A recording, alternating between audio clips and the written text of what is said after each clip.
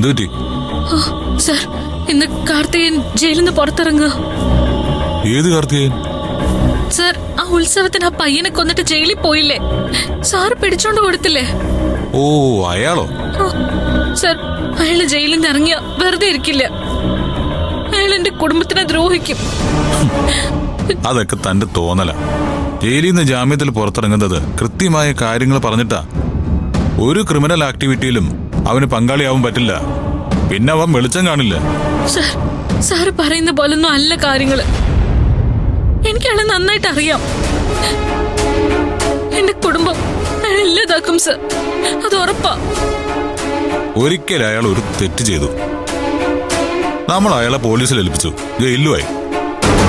പിന്നെ തിരിച്ചു വന്ന ഒരു അഭ്യാസം കാണിച്ചാൽ പിന്നെ ഒരു ശേഷി ഉണ്ടെങ്കിൽ കാണിക്കട്ടെ, അത് ഞാൻ നോക്കിക്കോളാം. അല്ല സർ. നന്ദിനി, കാർത്തികൻ മൂലം തന്റെ കുടുംബത്തിന് ഒന്നും സംഭവിക്കില്ല. ഞാനാണ് വാക്ക് പറയുന്നത്. ഞാനേ ഇപ്പൊ തന്നെ വേണമെങ്കിൽ ആ കാർത്തികനെ പോയി കാണണോ? വേണ്ട സാർ, അങ്ങോട്ട് പോണ്ട. നന്ദിനി, താൻ എന്ത് ചെയ്യാൻ പോവാ? ഒന്നുമില്ല സാർ.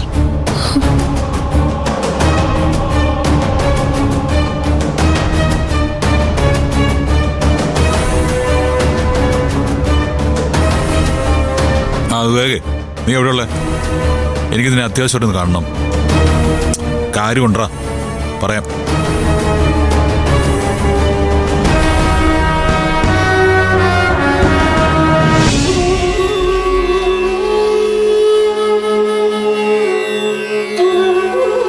സാർ,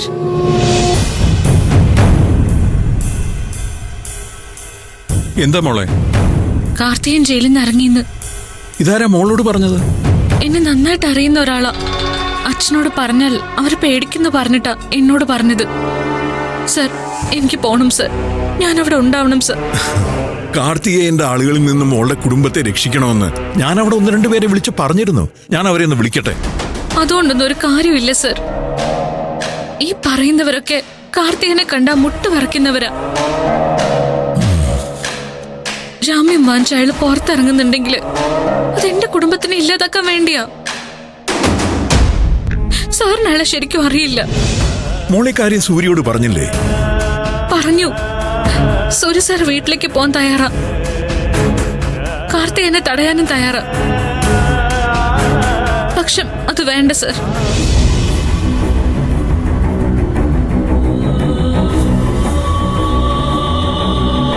അന്ന് പിടിക്കപ്പെട്ടതിന് കാർത്തികന്റെ കലി മുഴുവൻ സൂര്യ സാറിനോടാ. സൂര്യ സാറിന് എന്തെങ്കിലും പറ്റിക്കഴിഞ്ഞാ എനിക്കത് സഹിക്കില്ല. സാറ് സമ്മതിച്ചാ മതി, ഞാൻ പോയിക്കോളാം. അപകടം നിറഞ്ഞൊരു സ്ഥലത്തേക്ക് മോളെ തനിച്ചയക്കാൻ എനിക്ക് പറ്റുമോ? ജാമ്യത്തിൽ ഇറങ്ങുന്ന ഒരു പ്രതിയെക്കുറിച്ച് നമുക്ക് ഭയമുണ്ട്.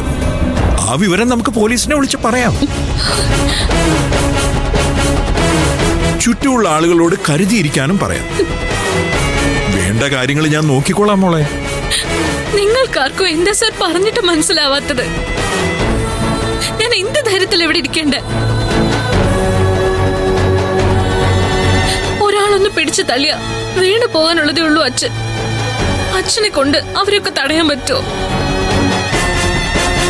കാർത്തൂനെയും പിച്ചുവിനെയും ഒക്കെ സംരക്ഷിക്കാൻ പറ്റുമോ? മോൾ ആദ്യം ഒന്ന് സമാധാനിക്ക്. എനിക്ക് എന്താ ചെയ്യാൻ പറ്റുമെന്ന് ഞാനൊന്ന് നോക്കട്ടെ. നിന്റെ കുടുംബത്തെ അച്ഛൻ വേർതിരിച്ച് കണ്ടിട്ടില്ല. എന്തായാലും എനിക്ക് കുറച്ച് സമയം താ. പറയുന്നത് കേക്കുമോളെ.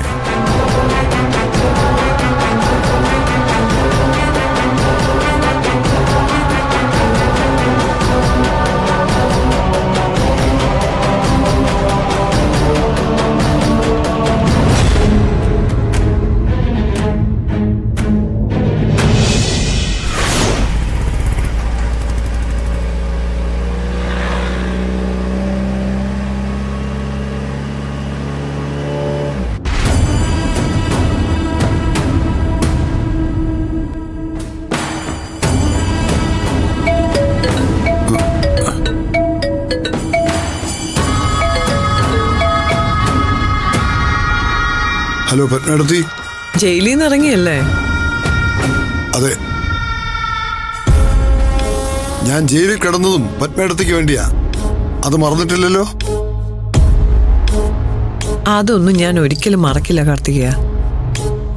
അല്ല, ഇനി എന്താ ഉദ്ദേശം? ജാമ്യമാണ്. കേസിന്റെ വിചാരണ നടക്കുമ്പോ എന്താവുമെന്ന് അറിയില്ല. ഇപ്പൊ ഞാൻ പോകുന്നത് അവളുടെ വീട്ടിലേക്കാണ്, നന്ദിനിയുടെ. എന്തിന്? കാർത്തികേയൻ പുറത്തിറങ്ങിയത് അവൾ അറിയണ്ടേ ഇടത്തി? ഓ, അച്ഛനെയും അനിയത്തിമാരെയും രക്ഷിക്കാൻ വേണ്ടി അവൾ ഇങ്ങോട്ട് തിരിച്ചു വരണ്ടേ? എനിക്ക് അവളെ നേരിൽ കാണണ്ടേ? കണക്ക് തീർക്കണ്ടേ? കാർത്തികേയ, ഞാനിപ്പോ വിളിച്ചതേ വേറൊരു കാര്യം പറയാനാ. കാർത്തികേയൻ അവളെ കൊല്ലാനൊന്നും ശ്രമിക്കണ്ട. ഞാൻ അകത്ത് കിടന്ന ഇത്രയും ദിവസത്തിനുള്ളിൽ അവൾ പത്മേടത്തിയുടെ മനസ്സ് മാറ്റിയോ? അവൾ അതിനെ വിളിക്കുക. അശോ, എനിക്കൊരു മാറ്റവും വന്നിട്ടില്ല. കാർത്തികേയൻ ആ വീട്ടിൽ പോകുന്നതിൽ എനിക്ക് കുഴപ്പമൊന്നുമില്ല. വേണമെങ്കിൽ തല്ലുകയോ ഭീഷണിപ്പെടുത്തുകയോ എന്ത് വേണമെങ്കിലും ആവാം. പക്ഷെ ഇനി അവൾ ആ നാട്ടിലുണ്ടാവാൻ പാടില്ല. ഇനി അവള് നാടുവിടണം. ഇവിടെ ഉണ്ടാവണം, ഞാനുള്ള ഈ സിറ്റിയിൽ. എനിക്ക് മനസ്സിലായില്ല.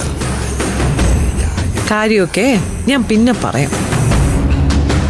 എനിക്ക് വേണ്ടി കാർത്തികേയൻ ഇത് ചെയ്യണം. അതിനുള്ള പ്രതിഫലം ഞാൻ കാർത്തികേയന്റെ അക്കൗണ്ടിൽ ട്രാൻസ്ഫർ ചെയ്യുന്നുണ്ട്. പണമല്ല എന്റെ പ്രശ്നം, പ്രതികാരമാണ്. കാർത്തികേയൻ ചെയ്യേണ്ട പ്രതികാരം കൂടി ഞാൻ അവളോട് ചെയ്താ പോരെ? സുഖമായി ജീവിപ്പിക്കാനല്ല, ദ്രോഹിക്കാൻ തന്നെയാ ഇങ്ങോട്ട് അയക്കാൻ പറഞ്ഞ. അവളുടെ അച്ഛനും അനുജത്തിമാരും മുത്തശ്ശിയും അവളുടെ തൊട്ടടുത്തുണ്ടാവണം. അതാ എന്റെ താല്പര്യം.